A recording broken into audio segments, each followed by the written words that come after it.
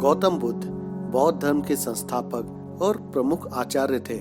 उनका जन्म सन 563 ईसा पूर्व में नेपाल के लुम्बिनी नगर में हुआ था। उनके पिता का नाम शुद्धोदन था और माता का नाम माया देवी था।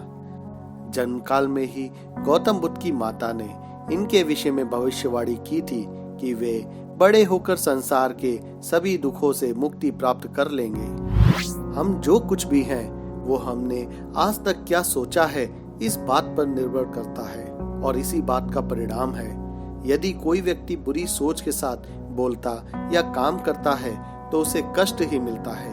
यदि कोई व्यक्ति शुद्ध विचारों के साथ बोलता या काम करता है तो उसकी परछाई की तरह खुशी उसका साथ कभी नहीं छोड़ती। अतीत पे ध्यान मत दो, भविष्य के बारे में मत सोचो, अपने मन को वर्तमान क्षण पे केंद्रित करो। स्वास्थ्य का सबसे बड़ा उपहार है, संतोष सबसे बड़ा धन है, वफादारी सबसे बड़ा संबंध है।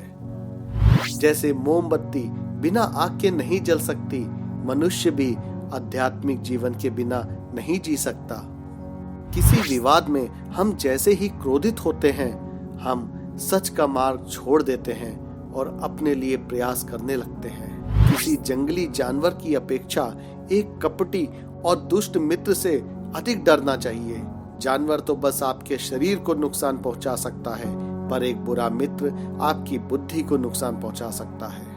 आपके पास जो कुछ भी है उसे बढ़ा चढ़ाकर मत बताइए और ना ही दूसरों से कभी भी ईर्ष्या कीजिए। जो दूसरों से ईर्ष्या करता है उसे मन की शांति कभी नहीं मिलती।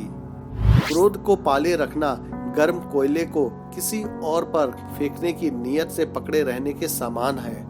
इससे आप ही जलते हैं। शक की आदत से भयावह कुछ भी नहीं होता।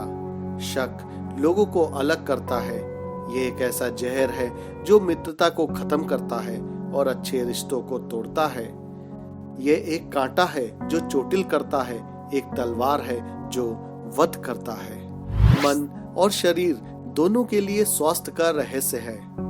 अतीत पर शोक मत करो, ना ही भविष्य की चिंता करो, बल्कि बुद्धिमानी और ईमानदारी से वर्तमान में जियो।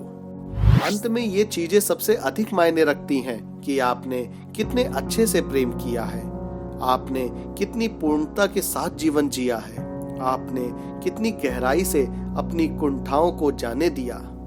अगर आप वास्तव में स्वयं से प्रेम करते हैं तो आप कभी किसी को ठेस नहीं पहुंचा सकते।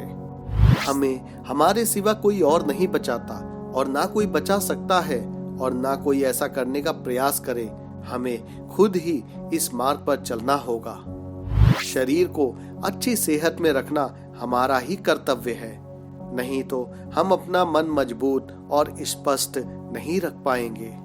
जीवन में आपका उद्देश्य, अपना उद्देश्य पता करना है और उसमें जी जान से जुट जाना है। कोई व्यक्ति इसलिए ज्ञानी नहीं कहलाता क्योंकि वह सिर्फ बोलता रहता है, लेकिन अगर वह शांतिपूर्ण, प्रेमपूर्ण और निर्भय है तो वह वास्तव में ज्ञानी कहलाता है।